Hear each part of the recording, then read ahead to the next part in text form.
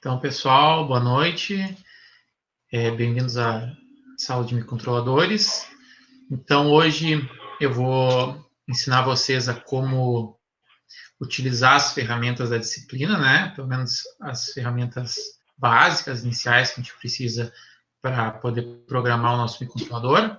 Então, eu vou falar um pouquinho sobre a placa, né, do microcontrolador que a gente vai utilizar, que é a Freedom KL25Z, e também vou apresentar a ideia dela, que vocês já baixaram, né, já disponibilizei o link para vocês, e a SDK, e como portar SDK e o que é SDK, a gente precisa colocar na ideia, tá? Então, antes de mais nada, eu vou fazer uma apresentação breve da placa, só para a gente já começar a entender como mexer nela. Então, essa daqui é a placa que a gente vai utilizar. Esse chip grande aqui que tem no meio da placa é o nosso microcontrolador. É o MKL25Z 128VLK4. Então, ele é um microcontrolador da linha Kinects, mais especificamente da linha Kinects L. E essa placa, ela tem um monte de coisinha, um monte de eletrônica aqui nela que são úteis, algumas coisas são úteis, mas outras não têm muita relevância, eu acredito, né? São coisas que tem a mais aqui que não precisava ter. Mas muitas coisas são importantes, né? Uma coisa legal dessa placa é que ela é compatível com o Shield Arduino. O que isso quer dizer? Quer dizer que ela tem os conectores dela aqui são compatíveis com os conectores do Arduino Uno revisão 3. Então, todos aqueles shields feitos para Arduino podem, né, ser utilizados com determinado cuidado aqui nessa placa. Por que com determinado cuidado?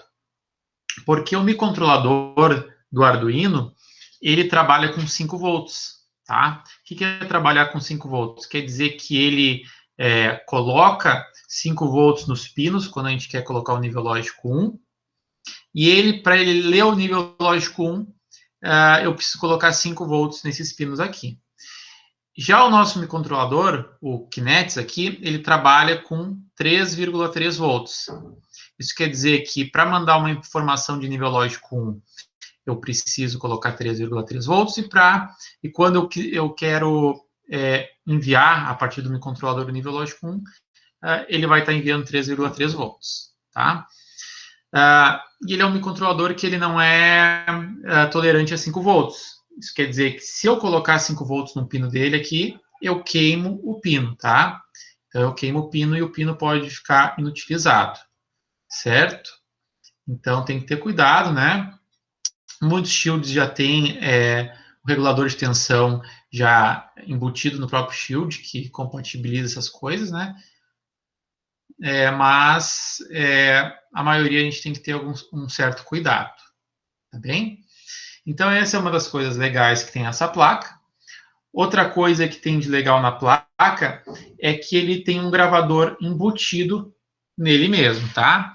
Então, essa eletrônica aqui, essa parte, juntamente com esse conector USB aqui, ele tem 2 conectores USB, um conecta diretamente no microcontrolador e o outro passa por uma eletrônica aqui no meio. E essa eletrônica aqui no meio é chamada de OpenSDA. Então, ele é uma eletrônica que implementa um gravador em hardware, né? Então, a gente não precisa usar um gravador externo. Então, ele já tem embutido na placa um gravador. Então, tem outro microcontrolador aqui, esse menorzinho aqui também é um Kinects. É outro microcontrolador da linha Kinects, né? Mas esse a gente não programa. Esse é usado aqui na placa como sendo o gravador do nosso microcontrolador principal, que é esse aqui, né? Então, ele tem esse microcontroladorzinho como sendo o cérebro do gravador e tem mais uma eletrônica aqui na volta para se conectar com o nosso microcontrolador principal, certo? Então, quando muitos microcontroladores, placas de microcontroladores, eles não têm esse gravador, né? Precisa usar um dispositivo externo e se conectar com ele para se conectar com o computador, esse já tem embutido. Então, tu pode estar me perguntando assim, tá, mas o Arduino, aquela plaquinha azul, né? Ele não tem o gravador, ele não precisa se conectar com o gravador no meio, eu consigo conectar direto na placa e eu consigo gravar. Mas o Arduino ele não tem um gravador, né? Ele só tem um microcontrolador principal e ele tem um conversor USB para TTL, que é o nível lógico do microcontrolador. Como é que o Arduino consegue, então, a gente consegue gravar diretamente do computador no Arduino? Porque o próprio microcontrolador do Arduino possui instalado ali um bootloader, que é um software que ele ocupa parte da memória do Arduino para receber os dados do USB para poder salvar o novo programa no microcontrolador. A gente pode fazer isso aqui no Kinect, a gente pode instalar um bootloader no microcontrolador diretamente, não precisa de gravador, mas a desvantagem de utilizar bootloader é que ocupa parte da memória do microcontrolador. Além disso, a gente não vai conseguir depurar, né? A gente quer usar ferramentas mais elaboradas de depuração, né? Que é ver onde está o microcontrolador está executando em determinado momento, parar o código em determinado ponto. Então, isso aí é depuração que a gente precisa ter um gravador para fazer essa interface com o computador, tá? Então, essa placa tem isso daqui. Então, ela também tem outras coisas bacanas, né? Ela tem um chipzinho aqui, que é um acelerômetro, que é um CI, que ele é capaz de medir a aceleração da placa. Então, se eu fizer isso aqui, isso aqui, isso aqui, isso aqui, ele mede a aceleração em 3 eixos cartesianos, tá? Ele mede no eixo Y, X e Z, tá? A gente não vai trabalhar muito com isso, a gente vai trabalhar com outro, quando a gente for trabalhar com o nosso kit robótico, porque esse outro que a gente vai trabalhar, ele já tem também um giroscópio, que mede a aceleração angular da placa, tá?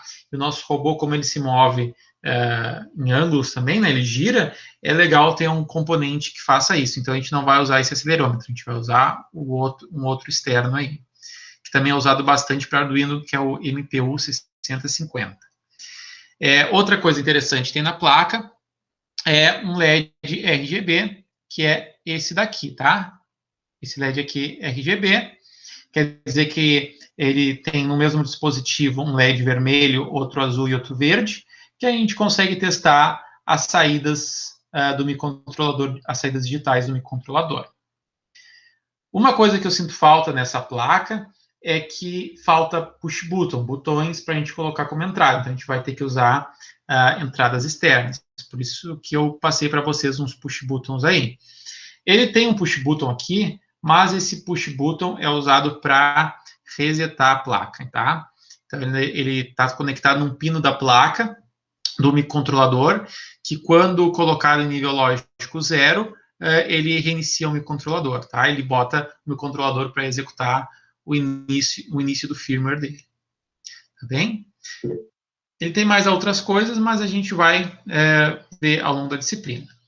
Plínio levantou a mão, pode falar, Plínio. Professor, esse botão do reset, quando tu mencionou, ele reseta ele todo de fábrica, ou ele mantém o bootloader dele? Não, ele reseta no sentido que ele vai começar o programa desde o início. Ah, tá, mas o bootloader não apaga. Na verdade, ele não tem não necessariamente bootloader, né? A nossa placa que a gente vai trabalhar, ele não vai ter um bootloader no microcontrolador. Nosso microcontrolador só vai ter o firmware, tá? Ah, entendi. Só vai ter o programa que a gente vai gravar nele, que vai ser passado, a gente vai conectar, então, ele no computador, tá? Através de um cabo USB mini. A gente vai conectar, vai acender uma luzinha, certo?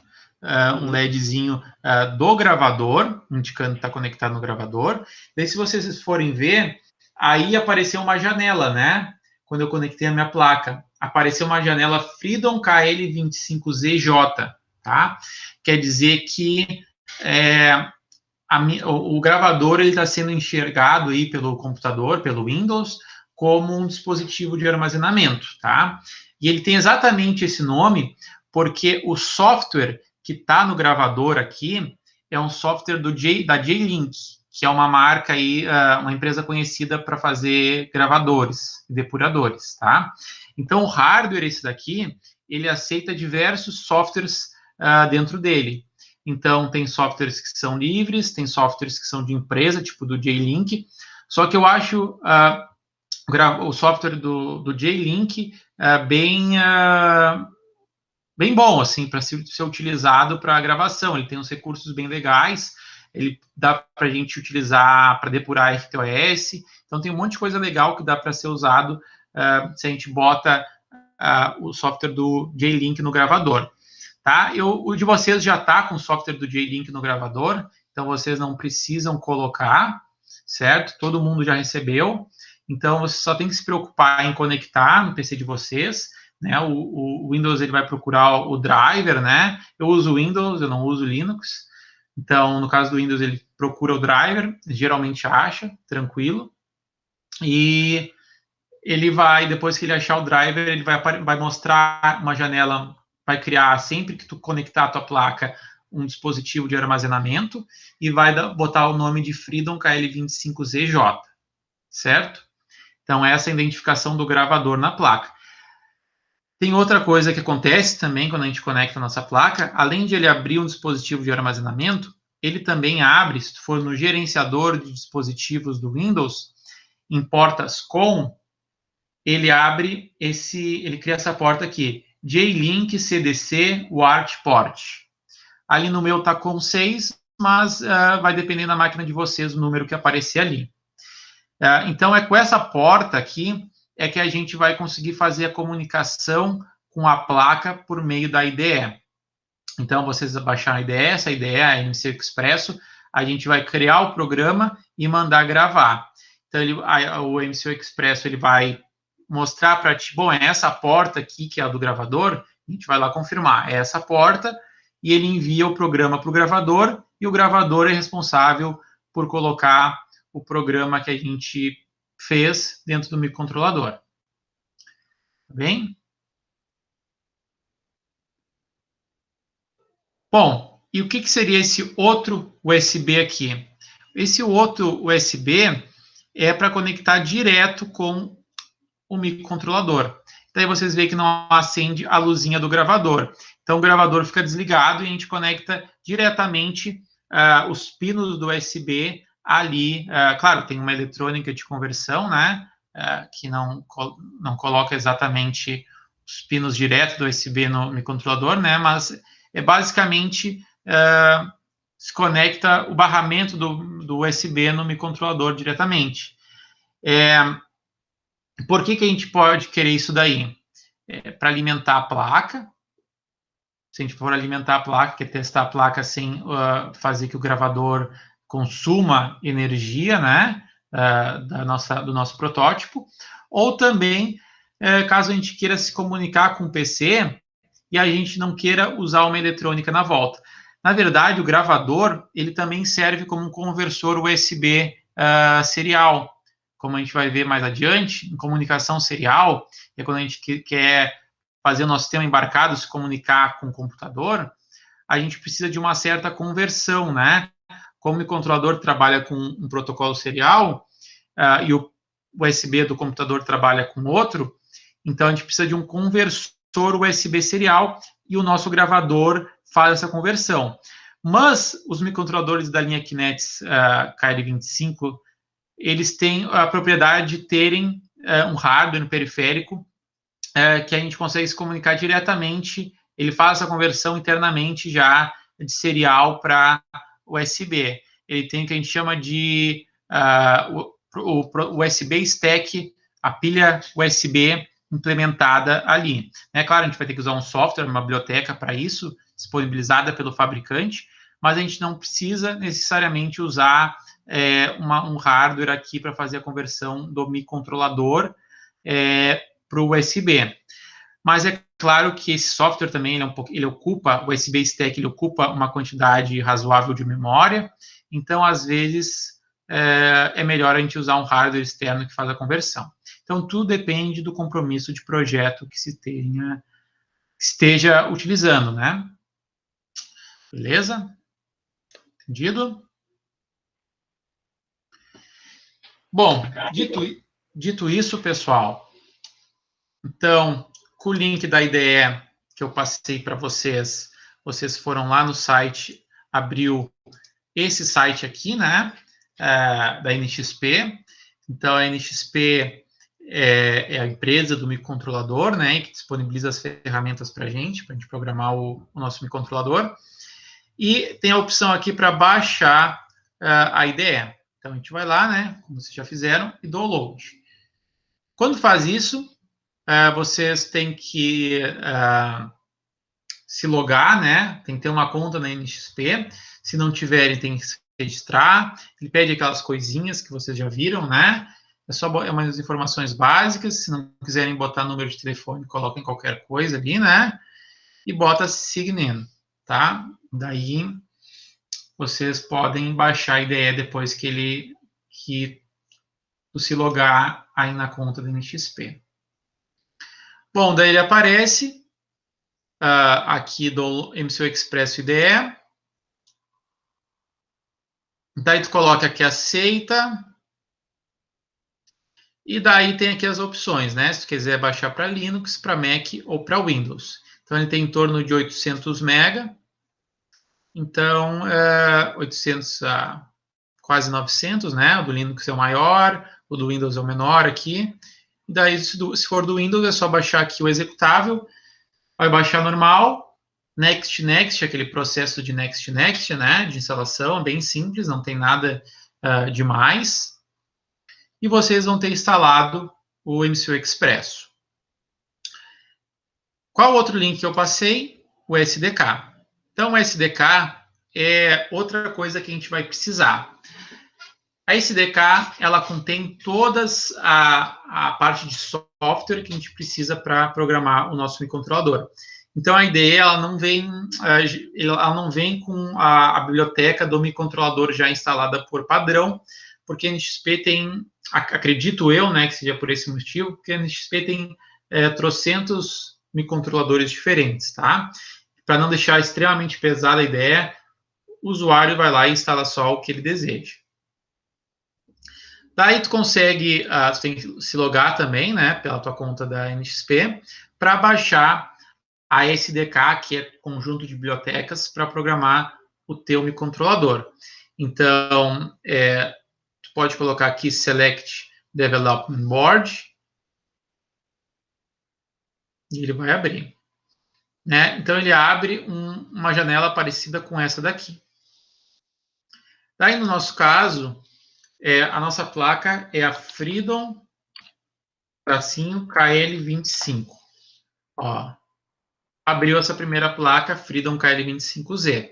Se tu clicar aqui, ele abre, ele direciona, ele já mostra qual é a placa, ele diz qual a versão da SDK. Então, a SDK está atualmente na versão 2.9, então apenas os microcontroladores mais modernos estão atualizados até essa versão.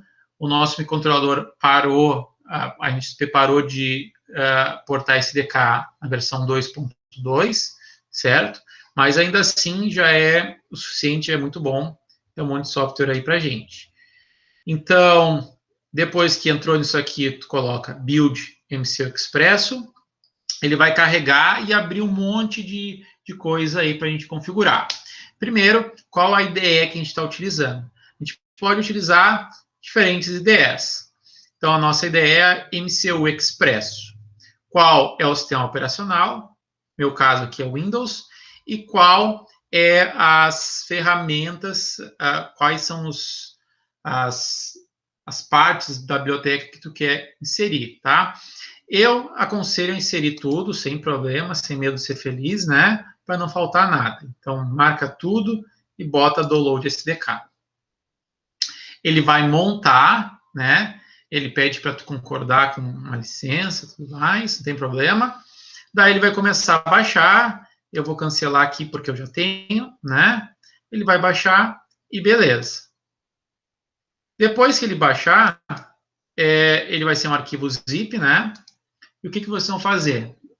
Agora, esse daqui é a IDE, essa é a IDE, certo?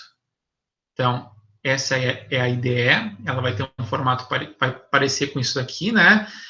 Quem abre a primeira vez, ela vai dar uma mensagem de boas-vindas e tudo mais, mas a princípio é isso daí, a cara da IDE, e ela tem embaixo diversas abinhas onde uma delas é Installed SDKs. Então, tu coloca ali, Installed SDKs, e ele vai, tu pode até arrastar para ficar maior ou menor, que ele vai mostrar algumas SDKs já instaladas que eu tenho.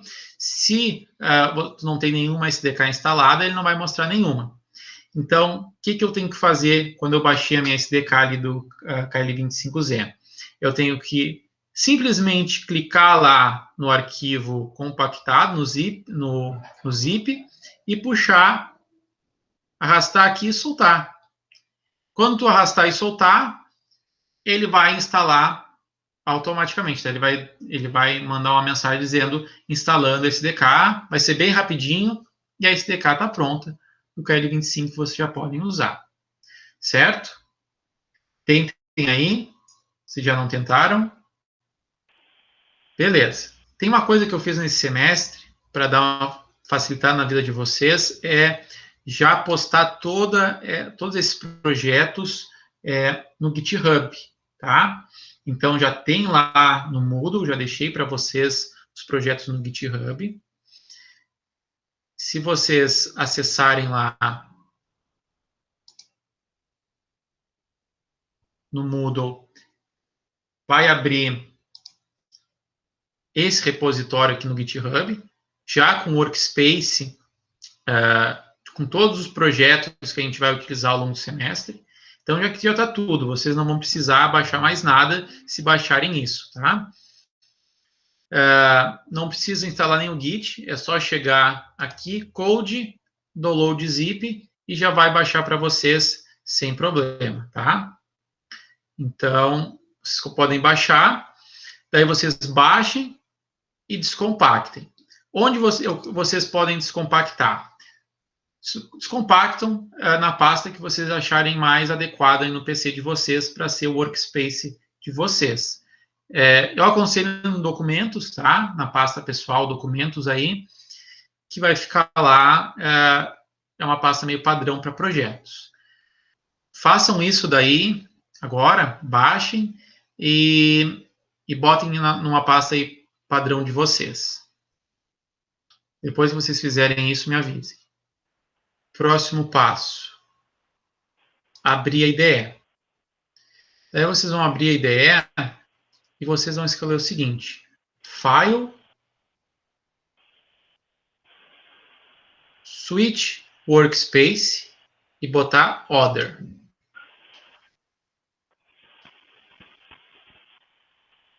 Em Other, vocês colocam Browse e escolham a pasta onde está o repositório que vocês baixaram, o arquivo que vocês descompactaram, tá? Então, aqui no caso, aulas MCU, se é o nome da pasta que ficou para vocês, você selecionam a pasta e coloquem selecionar pasta, certo? Daí, o que ele vai fazer? Ele vai selecionar essa pasta, daí ele vai abrir e fechar e vai mudar o workspace e já vai carregar todos esses projetos aí para a tua IDE. E, professor, onde que fica o import all files, all projects, sei lá? Tu coloca aqui file. Tu já colou tudo no workspace esses Sim. projetos, tá? Isso. Então tu coloca import aqui, certo? Uhum. Import existing projects into your workspace e bota next. E daí ele vai abrir tu dá um browse aqui na pasta do teu workspace, né? No caso, aulas MCU, por exemplo. Selecionar pasta. E ele vai carregar todos os projetos que tem. Daí tu seleciona todos os projetos que tu quer carregar. E daí tu bota Finish. Agora foi, beleza, fechou.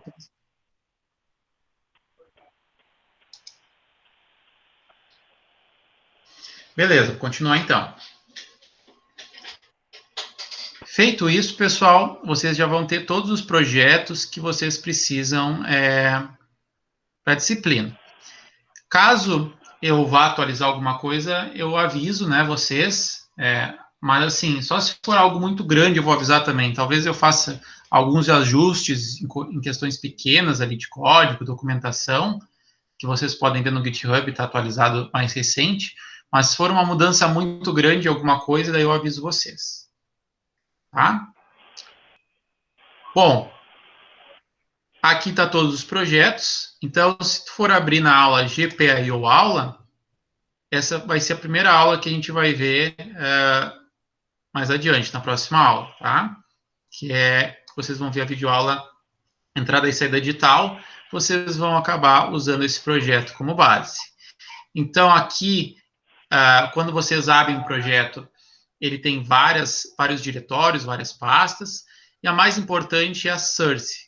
Source é onde tem os programas principais, né, os .c principais aí do teu projeto. Esses dois aqui a gente pode ignorar no primeiro momento, tá? O mais importante é o que ele vai criar com o nome do projeto, .c. Pode mudar o nome desse arquivo .c, não tem problema nenhum, mas por padrão, o MCO Expresso bota o nome desse arquivo .c como sendo o mesmo nome do teu projeto, certo? No caso de GPIO Aula. Se tu dá 2 cliques, ele vai abrir o arquivo aqui, nessa parte principal aqui. Eu vou abaixar aqui embaixo, para vocês verem melhor. E ele criou aqui, ele abriu aqui esse arquivo. Então, ele tem uma documentação inicial, né? Os comentários iniciais que a própria NXP coloca. Os arquivos de cabeçalho, né? Então, é tudo em C. Então, aqui, arquivos de cabeçalho iniciais. Aqui também, ele indica algumas coisas. Então, todos os projetos, eles são baseados nos projetos iniciais, aí, quando a gente cria um projeto novo. Então, quando a gente cria um projeto novo, ele já indica algumas coisas para a gente. Por exemplo, se tu quer inserir arquivos de cabeçalho, onde é que eu coloco? Coloca aqui, ó, ele já está sugerindo. Se tu vai botar mais arquivos de cabeçalho de uma outra biblioteca, alguma coisa, tu coloca aqui, né? Coloca aqui include alguma coisa, o caminho do meu cabeçalho aqui, no arquivo de cabeçalho. Se tu for botar variáveis globais ou defines, tu coloca aqui, né? Então, aqui tem uma variável global chamada x, então eu botei aqui, certo? Outra questão é que todo arquivo, todo programa no microcontrolador, ele começa pela função main. Então, a função main é o ponto de entrada aqui do nosso firmware. Na verdade, o firmware, ele tem um código anterior ao main, né, que é um código de inicialização do sistema, que a gente não vê, ele está declarado em algum ponto aqui do nosso projeto, tá? Na verdade, se a gente coloca aqui nesse diretório startup, clica aqui, startup MKL 2504, isso daqui é um código, vai abrir um código em C, com algumas coisas em assembly, com o código inicial que o nosso controlador vai executar, certo? E o nosso microcontrolador, e esse código inicial, em algum ponto, ele vai chamar a função main, ó. Ele chama a função main, que é essa função nossa aqui, main, certo? Então, sempre tem uma coisinha, um código inicial de inicialização antes da função main. Mas, para nós, né, o que de fato vai começar a ser executado, né, vai começar a ser a nossa aplicação, é a partir da função main. E o que tem na função main? O que deve ter a função main? A função main, ela vai ter algumas funções de inicialização, chamadas board. Então, board init é uma função de inicialização dos pinos, certo? Então, a gente, como eu vou ensinar para vocês mais tarde, a gente vai inicializar pinos do microcontrolador pela ferramenta, a gente consegue fazer isso, e todo o código de inicialização vai ficar aqui dentro dessa função. O microcontrolador também ele tem diferentes fontes de clock, e o clock ele é direcionado de forma diferente entre os diferentes periféricos, e isso é configurado nessa função board init boot clocks. E os periféricos também, eles são inicializados, inicializar algumas configurações do periférico, a gente pode inicializar nessa função boot, init boot peripherals. E esse daqui, init debug console, é para a gente poder se comunicar com a nossa placa em modo de depuração, certo? A gente vai entender essas coisas melhor. E aqui começa o nosso programa. Então, ele pode ter a inicialização fora disso aqui, então a gente poderia apagar essas funções aqui e fazer a inicialização toda no main. Isso é tudo a gosto do programador, ele que vai definir, certo? Então, em geral, a função main de um microcontrolador começa com a inicialização dos periféricos, dos pinos, dos clocks, e depois ele entra no que a gente chama de super loop, tá? O que é o super loop? É uma função, é um loop que vai ser um for infinito, ou uma função que vai ser while 1, while true, que a nossa aplicação vai ficar toda dentro desse laço aqui. Então, a ideia é que o microcontrolador vai executando uma função repetidamente ao longo do ciclo de vida dele. Tá bem? Certo? Entendido essa parte? Bom, aqui está comentado que está dentro do for. Então, eu quero que vocês mexam. O que a gente vai fazer aqui? Uma coisa que eu vou explicar melhor na aula de entrada digital, que vocês vão entender esses conceitos melhor, mas o jeito de a gente programar microcontrolador é se comunicando com os periféricos do microcontrolador. E os periféricos são as coisas no chip que estão conectados aos pinos, tá? Então, é assim que a gente consegue controlar as coisas na volta do microcontrolador, controlando os periféricos, né? Enviando sinais digitais, enviando sinais analógicos, recebendo sinais digitais, recebendo sinais analógicos dos pinos. E o jeito que a gente vai se comunicar com os periféricos por meio de programação é por meio dos registradores de periféricos. Então, os registradores de periféricos são como variáveis no nosso programa, que a gente vai ler e escrever essas variáveis para poder configurar e se comunicar com os periféricos, certo? E os registradores, aqui o jeito de a gente acessar os registradores do Kinect sem C todos os registradores, então, ele tem o que a gente chama de endereço base do registrador, certo? Então, por exemplo, o GPIOB é um registrador base, certo? GPIOB. Até aqui, ó, se está parado o mouse em cima dele, ele mostra o que é isso de fato, que é, na verdade, um define. É um endereço de memória, certo?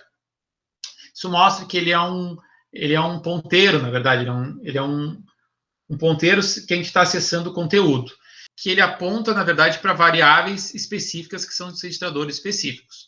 Então, o GPIOB, ele é um registrador base do periférico chamado GPIOB, certo? Tem o periférico que é o ADC, então vai ter o registrador base do ADC, que vai ser ADC. Tem o port B, o port C, que é outro periférico, então o registrador base dele vai ser port C, e assim por diante. Então, o jeito de eu acessar os registradores desse periférico é colocando, por exemplo, o registrador base dele, a flechinha de ponteiro, e se a gente faz isso, o MCU Expresso já dá as dicas para a gente, ó, esses são os registradores desse periférico aqui. Então, é para isso que esse registrador base aponta. É o PCOR, PDDR, PDIR, PDOR, PSOR, PTOR. Então, são os registradores relacionados a esse periférico. Se eu botar, por exemplo, PDOR aqui, eu estou selecionando esse registrador aí. Então, a partir disso, eu posso escrever, eu posso fazer uma atribuição assim, nesse registrador, ele recebe 9, eu posso também fazer ler desse registrador, então tem o X ali, então o X recebe GPIO-B Fedor, e tá tudo ok, certo? Tá tudo tão ok que não vai dar problema nenhum na compilação. Como é que eu compilo isso aqui?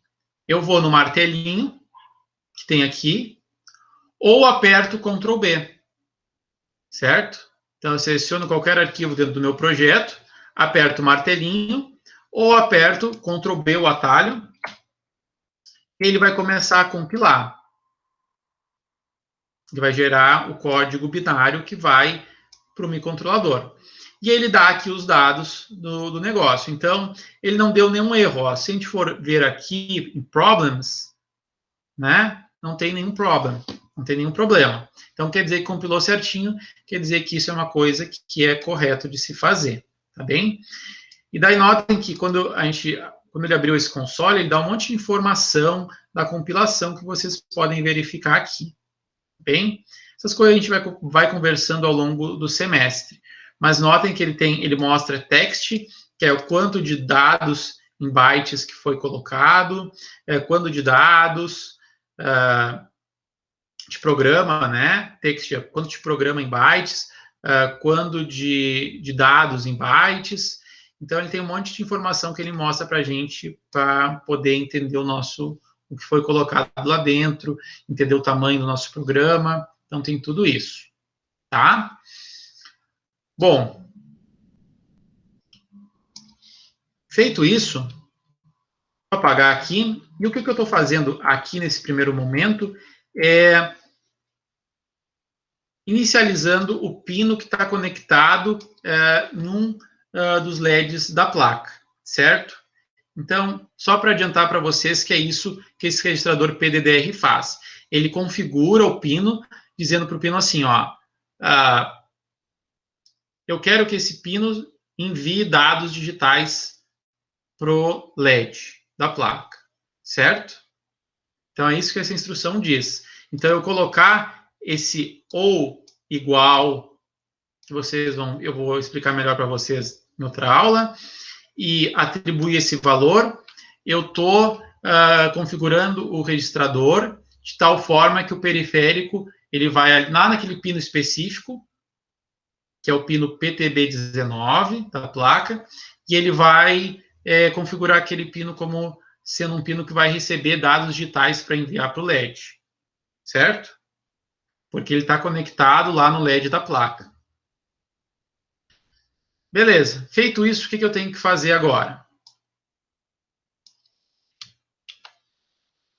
Eu tenho que colocar o código de enviar informação para o LED da placa, ou seja, apagar ou desligar, é isso que eu quero fazer. Então, é um exemplinho que eu quero fazer.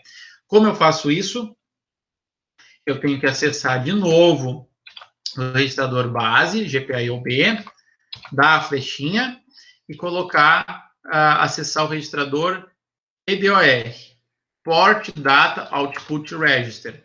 Ah, mas eu não vou me lembrar de tudo isso, professor, não estou entendendo. Calma que eu só quero que tu tenha noção aqui de como as coisas são feitas para ser programadas. Tu vai entender o que é cada um desses registradores depois na aula de entrada e saída digital.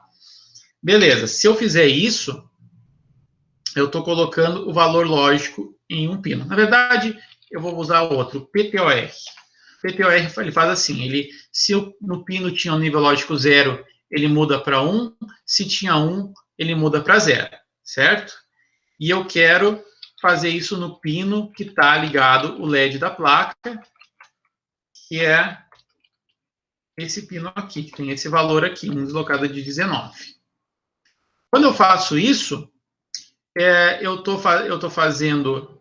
Meu programa ele vai entrar aqui. Se estava 0, o LED da placa vai ficar o nível lógico 1. Se estava 1, vai ficar 0. Daí ele vai terminar, mas ele já vai começar e vai inverter. Se eu deixar do jeito que está, vai ser muito rápido essa inversão, eu não vou ver. Vai aparecer que o LED está sempre ligado. O que eu tenho que fazer? Colocar um atraso aqui. Eu posso fazer um atraso bem rudimentar, que é fazer um for bem grande, assim. Um for que é int i igual a 0, enquanto i menor que 99999, mais i. Só para a gente criar um atraso aqui entre uma iteração e outra do laço, ou seja, o laço entra uma vez, inverte o valor lógico que está no pino, vai ficar executando esse for um baita tempo, né? Ou seja, vai estar atrasando até chegar no início do for, depois ele chega de novo, inverte o valor e atrasa mais um pouco, porque vai estar dentro desse for, certo? Outro detalhe é que vocês conseguem ver tudo que está dentro de uma função com o MCU Expresso. Se tu botar Ctrl e clicar em cima da função, ele direciona para a implementação da função, tá? Então, tu consegue ver para onde que a função init bootpins está direcionada. Ela está direcionada para esse arquivo, pinmux.c, e ele tem dentro dele outra função, a chamada de outra função. Se tu for aqui, Ctrl e clica aqui vai ter outra implementação, né? Então, tem um código aqui, uns códigos de inicialização. Certo? Então, aqui ele já está inicializado o nosso pino. Eu já fiz essa inicialização. Eu vou ensinar para vocês mais adiante, mas é só para vocês saberem que está aqui a inicialização, tá? Bom, eu posso fechar aqui, fechar o código de startup que eu tinha aberto e volto para a função principal aqui. Vou dar um Ctrl S para salvar e um Ctrl B para compilar. Beleza, compilou, sem problema. Compilação, montagem finalizada, 0 erros, 0 avisos. Isso demorou 669 milissegundos para compilar, tá ok. Agora, o próximo passo é colocar isso dentro do nosso microcontrolador, certo? O próximo passo é colocar isso para dentro do nosso microcontrolador. Como que a gente faz isso? A gente vai fazer aquele nosso passo. Pegar a placa, conectar no gravador, vai abrir aquela janelinha, só fecha a janela, que a gente não precisa dessa janela, e vai vir aqui. Bom, o MCU Expresso, ele tem dois jeitos de a gente gravar nosso programa. Na verdade, tem 3 formas de gravar o programa na placa. Pode ser com esse inseto aqui verde. Tem outro inseto que ele geralmente é azul, mas por alguma razão ele fica transparente, a gente não consegue clicar. Isso eu não entendo por quê, mas tem alguma razão.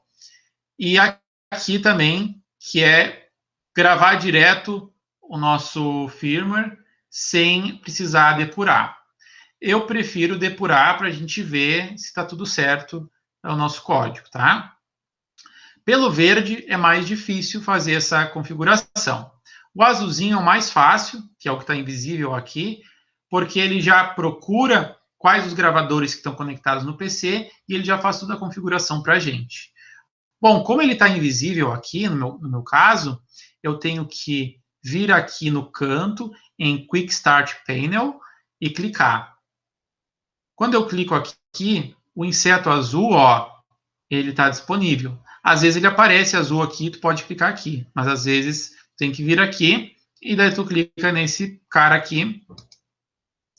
E o que ele vai fazer é procurar os gravadores conectados no PC. E ele vai ficar procurando. E ele achou o meu J-Link, olha. Ele achou o meu gravador da minha placa, que é o gravador OpenSDA, com o software do J-Link instalado nele. Então, ele achou, é só deixar aqui clicado nele e dar OK.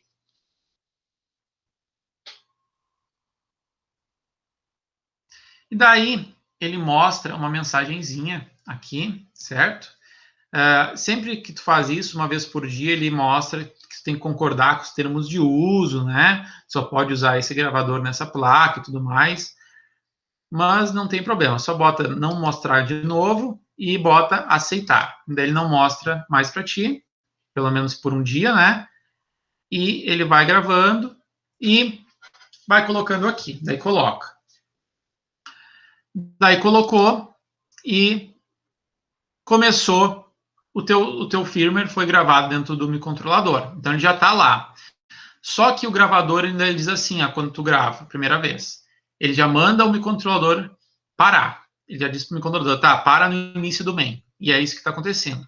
Nosso microcontrolador está parado aqui no início do main. Então, ele está aqui parado antes de entrar em init boot pins.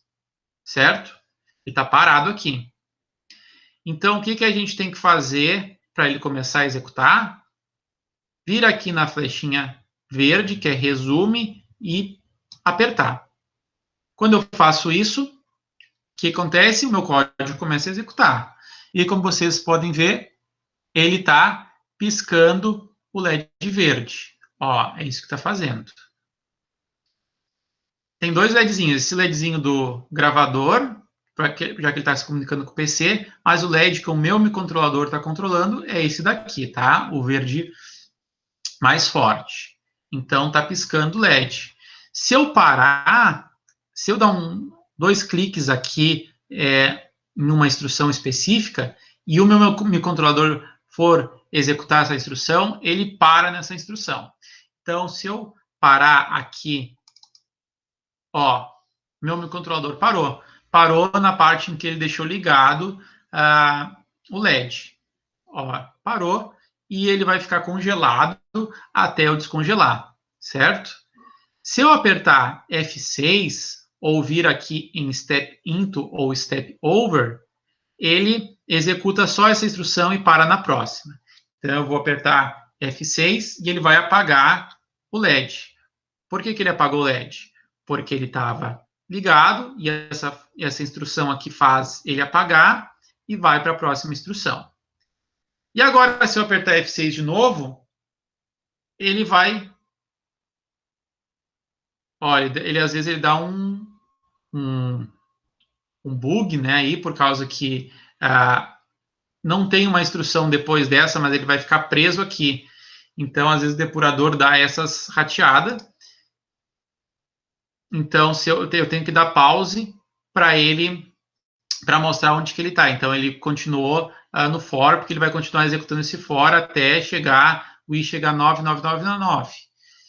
Então, se eu dar um play agora, então ele vai começar a executar normal. Então, ele vai... Agora, eu tinha botado esse breakpoint, que é ter dado 2 cliques, né, nessa instrução. Então, ele voltou para essa instrução. Se eu dar play de novo, ele ligou, executa o for, volta para o breakpoint e segue o ciclo. Se eu dar 2 cliques aqui, eu tiro esse breakpoint, que é fazer ele parar quando chegar nessa instrução.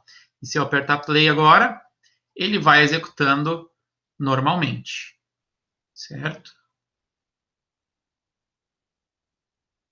Ô, professor. Bom, como eu tô sem o cabo, né, eu não consigo jogar para a placa, mas o que já está me acontecendo aqui de começo é que ele já está dando erro nos includes. Board.h, ele não encontra.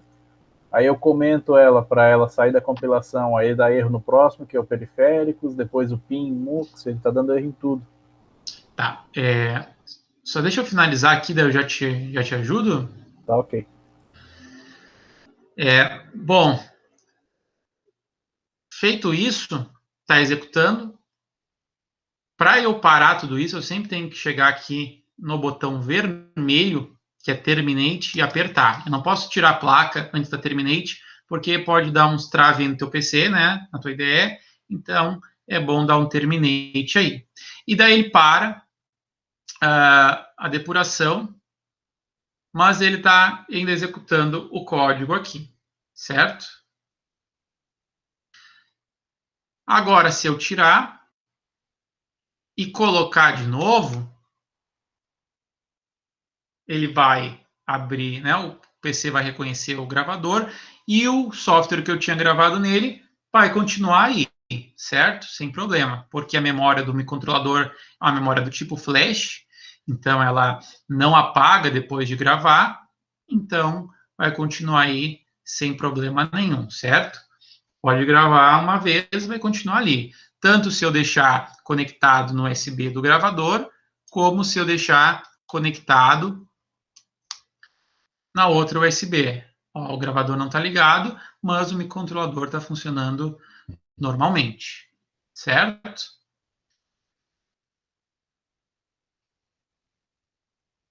Beleza. Rafael, tu quer compartilhar a tua tela para eu dar uma olhada? Tá, pode ser. Tá aparecendo.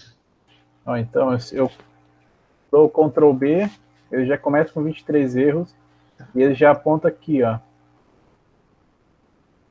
no search file.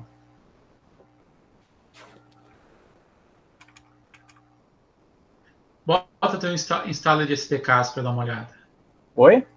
Bota install SDKs. Aonde isso? Ali embaixo, instalei de SDKs. Lá embaixo do tua IDE. Aqui? É. Bota instalei de SDKs ali. Na binha. Ah, tá aqui. Tá aqui. Tá.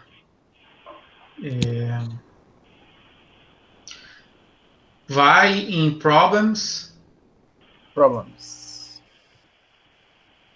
Tá. Vai em Console ali. Vai para cima. Vai devagar, vai indo para cima. Deixa eu aumentar essa tela aqui. Vai indo para cima. Devagar. Vai indo. Vai indo. Vai indo devagar. Pode indo. Faz assim. Clica no teu projeto ali de novo. Aqui? Clica no nome GPIO aula, só clica, só dá um clique. Agora tu faz assim. Vai em Project, lá em cima. Project. Bota Clean. Ok, Clean. Agora dá Ctrl B de novo. Manter. Será que é porque a placa não está conectada? Não sei. Não. Ah, mas vem cá, tu criou o Workspace, tu fez aquele mesmo passo que eu disse, né? Sim, vim aqui File, Switch Workspace, aqui Other, e aí... Só que o diretório eu botei no Google Drive, daí, dentro da minha pasta do IFSC. E aí selecionei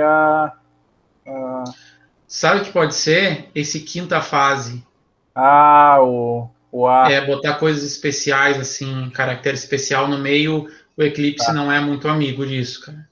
Tá, então Pode ser. Deixa eu fazer o seguinte, então.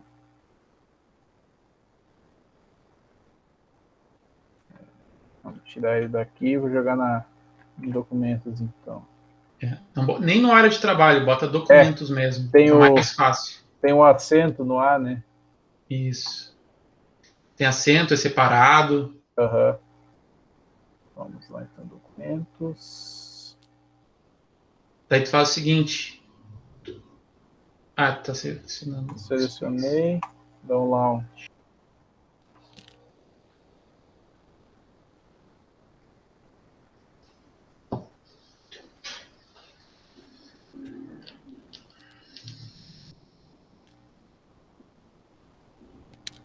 Deixa eu abrir em outra página agora. Tem problema. Pode fechar. Bom, não apareceu. Na minha carroça aqui, consegui comprar certinho. Bota ali, bota de novo ali. Aqui. Mandar o Workspace. E aí no. Tá. Bota aí. Vai fechar ele de novo.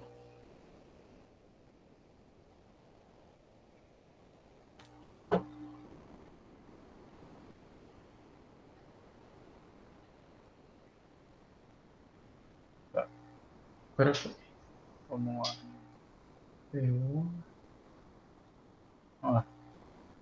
Mas vai, continua. Source, clica ali. Agora dá Ctrl B. Opa, agora foi. Então era só o diretório mesmo. Esses caminhos onde levam a caractere latino, ou caractere especial, ou aspa, ou parênteses, isso perde ele totalmente, tá? No CodeBlocks eu lembro que era assim também. É por causa que os compiladores, né, eles usam, eles procuram os caracteres simples, né, para achar as coisas, os arquivos, as bibliotecas, e ele, se botar alguma coisa que é um caractere especial, ele vai se embananar todo. Tá. Deixa eu encerrar aqui. Obrigado, professor. Nada.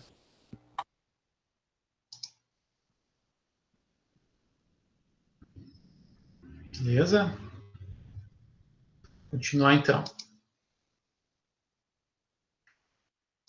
Aqui o que eu fiz foi já usar um projeto pronto, né? Um projeto que eu passei para vocês e vocês abriram. Se vocês quiserem criar um projeto novo, o que vocês vão fazer? Bom, eu vou fechar isso daqui, porque não é bom deixar 2 projetos abertos, porque a gente sempre compila 2 ao mesmo tempo, e a gente às vezes se perde nos arquivos. Então é sempre bom fechar todos os projetos quando a gente for abrir um. Nunca deixar 2 projetos abertos, que acaba gerando confusão. Então, clica em File, New, e der New C++ Project. Se tu clicar aqui, vai abrir o SDK Wizard. Daí vai aparecer um monte de placa, né? Umas que já vem instalado na IDE, outras que tu vai instalar com a tua SDK.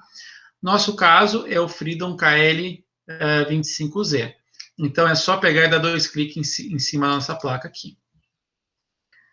Quando a gente fizer isso, ele vai abrir essa janela, que é para configurar o projeto. Ele já vai pedir um nome padrão, né, para o projeto. Então, esse nome padrão aqui a gente pode modificar para qualquer coisa, né? Vamos botar lá. Qual é o microcontrolador? Por padrão, ele bota o da placa mesmo, mas existem variantes compatíveis, né? Se a gente está fazendo um projeto final aí, que não em outro produto, né, que não esteja na placa, né, a gente colocou o chip na nossa placa de circuito impresso e ela é outro modelo parecido, a gente pode escolher aqui. Qual tipo de linguagem que a gente vai utilizar? Se é em C, se é em C++, se a gente vai utilizar bibliotecas, vai puxar todas as bibliotecas para dentro do nosso projeto, a gente não é compartilhado. Então, a gente vai usar sempre C Project normal, que é o que funciona bem, tá? Outra questão como é que a gente vai usar no modo de depuração? Aqui, semi-host ou WART. O WART, como a gente vai ver mais adiante, ele é um periférico de comunicação serial. Então, nesse caso, se a gente colocar o WART, a gente vai estar fazendo a depuração diretamente com a comunicação desse periférico. O semi-host, ele é uma biblioteca aí que a gente importa no nosso projeto para se comunicar com a placa, para dar printf e no modo depuração e ele printar no console da placa, a gente já vai ver isso. Então, a gente geralmente bota semi-host, mas se a gente quiser usar o ART, o módulo ART, que é o 0, se não me engano, a gente tem que botar o ART aqui para tirar do semi-host o ART. Se a gente coloca semi-host, a gente está trancando o periférico ART com o semi-host, tá? A gente não vai poder usar ele. Na verdade, o Kinect ele tem 3 WART, o WART 0, o WART 1 e o WART 2. E o WART 0 é usado pelo semi-host, então a gente, se a gente quer usar o WART 0, a gente tem que desabilitar o semi-host daqui. Mas se a gente vai usar semi-host e a gente não quiser usar o WART 0, a gente deixa semi-host aqui, tá? Esses outros a gente deixa selecionado. E daí ele tem várias coisas aqui para a gente selecionar. Primeira coisa, Operating System. Dá para usar sistema operacional no microcontrolador? Dá. Windows 10? Claro que não. O microcontrolador, o Kinect não tem hardware para isso. É o FreeRTOS, que é um microcontrolador menorzinho, que ele é feito para ser usado em microcontrolador mesmo, né? Então, ele não tem nem um terço, um quinto, um décimo dos recursos do Windows 10, né? Mas ele é feito para microcontrolador mesmo, ele é para isso. Aí, como a gente não vai usar RTOS nesse semestre, a gente usa só Bare Metal. Bare Metal é quando a gente não está usando RTOS nenhum, a gente está programando tudo diretamente nos registradores, tá? Como eu já disse para vocês, os registradores de periféricos, né? GPIO-B, flechinha alguma coisa, isso é programar diretamente Bare Metal. Driver. Bom, então, por padrão, a ideia ele não inclui os drivers dos dispositivos. O que é o driver? É a biblioteca para usar aquele periférico.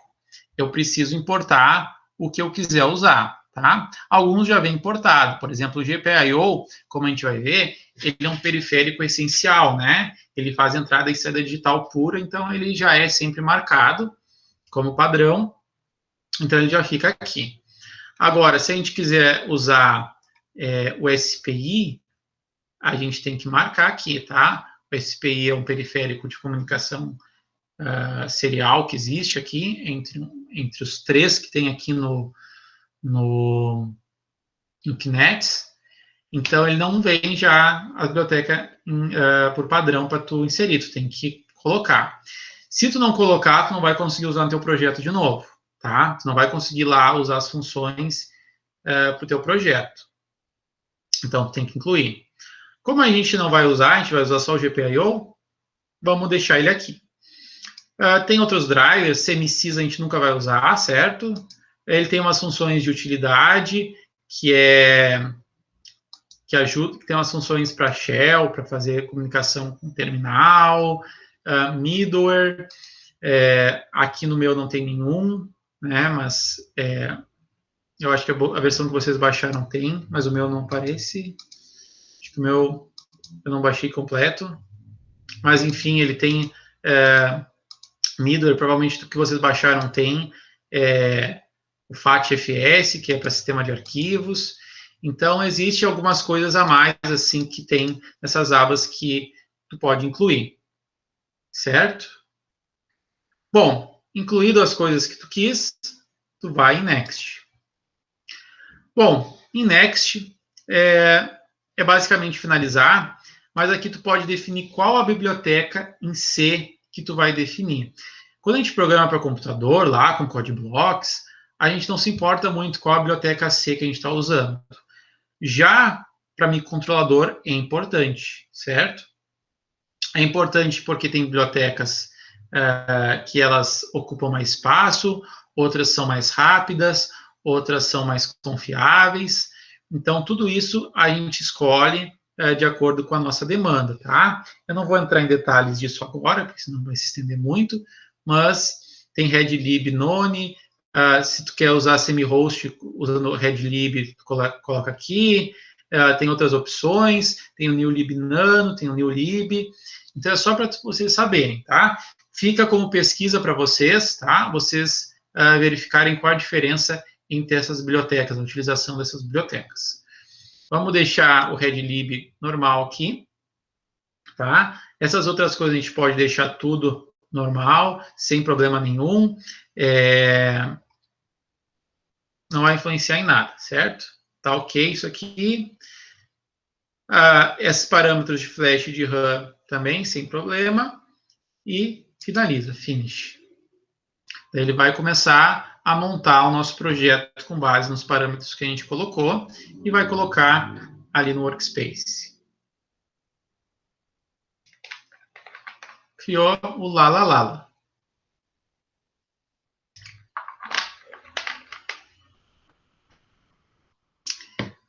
O Lalala, então, como eu já tinha dito, né? Ele começa com os comentários padrões da própria NXP aqui, com direitos de uso, blá, blá, blá. O projeto principal ele já é aberto, .c aqui com main. Ele tem o mesmo nome do projeto. Ele tem os arquivos de inclusão normais. Ele tem das dicas, né, onde tu coloca os arquivos de cabeçalho, onde tu coloca as definições de variáveis globais, aquelas funções de inicialização.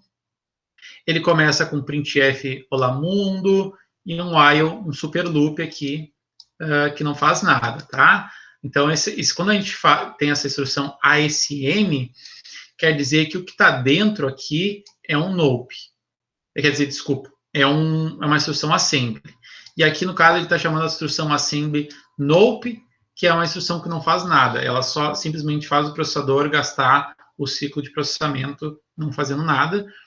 E essa instrução, ela tem a sua a utilidade, que é, às vezes, criar atrasos, funções de atraso, por exemplo, deixar no super loop aqui, incrementando esse i, e aqui está a diretiva volatile, para indicar que para o compilador não otimizar essa instrução, mesmo ele achando que ela não faz nada. Então, só um exemplinho aqui, né? Então, é só para... Ele fez isso aqui só para esse super loop ficar incrementando esse i para sempre. Uma função que não faz nada. E tem o printf aqui, que é uma coisa diferente aqui, que a gente não tinha visto. O que esse printf faz? É um printf todo em maiúsculo, que é diferente do que a gente viu até agora, mas é o printf que é usado aqui fornecido pela biblioteca de depuração aqui da IDE. Então, quando a gente usa o debug console, que é a depuração, a gente consegue mandar, dar um printf, mas nossa placa ele não tem um monitor, né? Mas quando a gente conecta a nossa placa ao computador, bom, daí a gente tem a possibilidade de escrever o nosso printf em algum lugar do computador. E quando a gente faz esse printf aqui em maiúsculo, ele escreve aqui, essa função aqui, se a gente dar um clique, ele vai para a função printf do C, né? E essa função printf, com os parâmetros que a gente botou ali, ele é uma implementação reduzida do printf do C, mas é uma implementação do printf do C, que envia de modo serial isso para o gravador, que envia para o console da nossa IDE. Quem é o console da nossa IDE? É aqui, né? Aqui embaixo. Essa parte aqui embaixo é o console da IDE. Vamos ver como é que isso funciona. Vamos chegar aqui. Ó, o bonequinho, o insetinho azul agora está disponível para mim. Eu vou clicar nele. Ele vai achar a nossa placa. Para cada projeto, a gente tem que fazer isso, tá? Só faz isso uma vez no projeto, mas sempre quando a gente fazer um projeto novo, a gente tem que clicar no bonequinho. Daí vai gravar, beleza. E daí eu vou dar um play. Daí olha aqui no console, olha aqui embaixo. Vou dar um play. Hello World, tá? Então,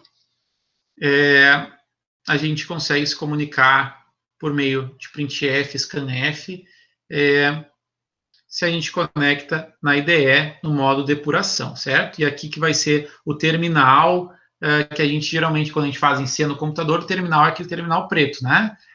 Aqui o terminal é o console da IDE, certo? Terminate, porque eu não quero mais. A depuração só funciona com a placa conectada?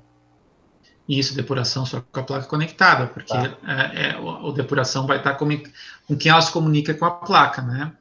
Certo, não, aqui deu erro, né? Então, porque não tá no target, né? Então não tem a placa. Sim, não achou a placa. Isso. Certo? Essas funções printf de depuração, tu não vai botar no teu produto final. Ela só vai existir enquanto tu estiver projetando o teu programa, né? Para fins de teste, coisa. Mas quando tu for fazer o teu produto final, né? O teu controlador vai ir para um produto final, tu vai tirar todos esses printfs, todas essas coisas que são de depuração, vai ser tirada, para não inserir tamanho do código, para não inserir comportamentos inesperados no teu controlador, então tu tira todas essas coisas daí. Tá bem? Então, era isso, pessoal. A aula de hoje era isso. Se tiverem alguma dúvida, podem perguntar.